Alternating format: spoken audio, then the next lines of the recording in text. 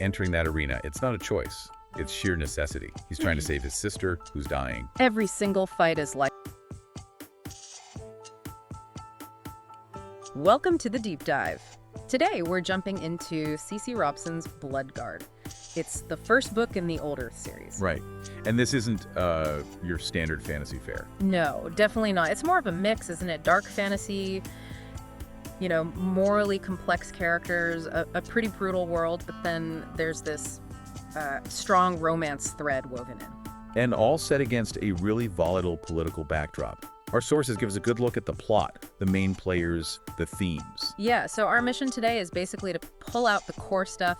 What makes this world tick? Why does the story work? Maybe grab you with some surprising elements. And it kicks off with two really compelling protagonists. You've got Leith of Grey. The Gladiator. Exactly. Fighting for survival, not really for glory or anything like that.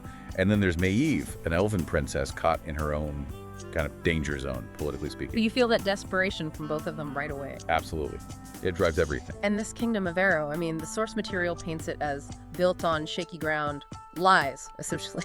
And the gladiatorial games.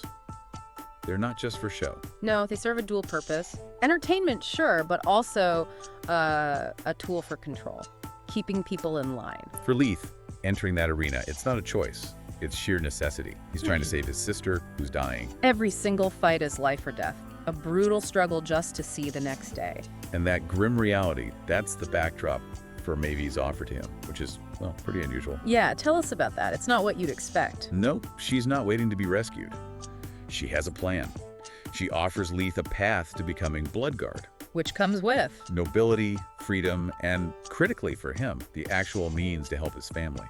But there's a catch, or rather, a condition. the marriage. Planned marriage, yeah. Yeah. It's a strategic move for her, meant to secure her own autonomy, and maybe even end the whole blood sport system. It's a fascinating setup. Definitely not a meet cute. Not at all. It stems from mutual need. Okay, so let's touch on some core themes here. Yeah? Survival and sacrifice seem huge. Oh, definitely. What people will endure, what lines they'll cross for the people they care about. And tied into that, you've got power and corruption. How power works, or maybe how it's abused, in this really rigid society. It shows the destructive potential, for sure.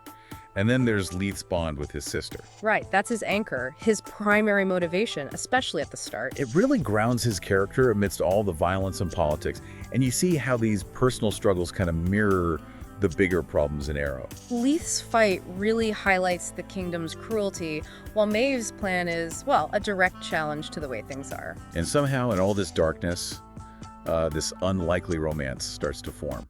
Let's zoom in on Leith and Maeve a bit more. Leith starts off very hardened, understandably angry. Very much a survivor. But you see him change, don't you? You do. There's this emotional growth, like a flicker of hope starts to emerge, even in him.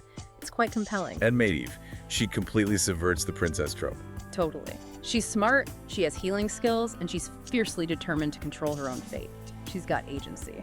Yeah, and what's really interesting, I think, is how the world building isn't just, wallpaper.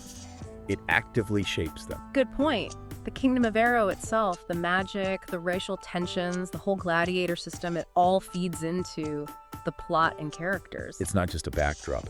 And they even weave in older myths like the Phoenix, which adds this extra layer of depth to the lore. Gives it history. Exactly. And the romance. Despite the chaos and the, frankly, brutal setting, it develops in a way that feels earned. It's not insta-love. It grows out of that initial alliance, built on respect and shared goals, maybe.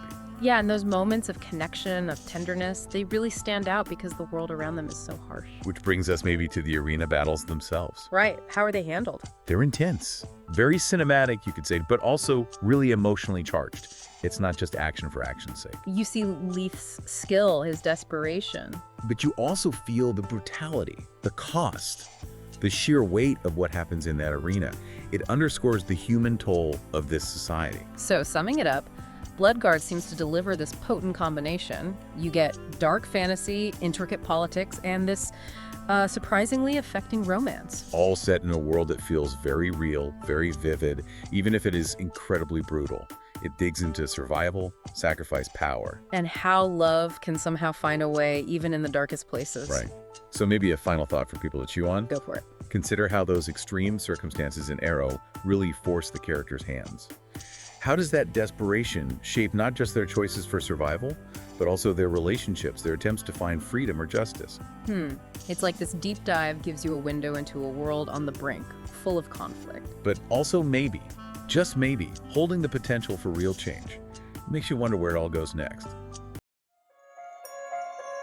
Grab Bloodguard by Cecy Robson now, on sale for $22.34. Don't miss this chance to build good habit and achieve remarkable results.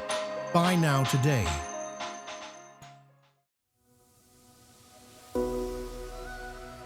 Like and subscribe for more Bookhaven podcasts.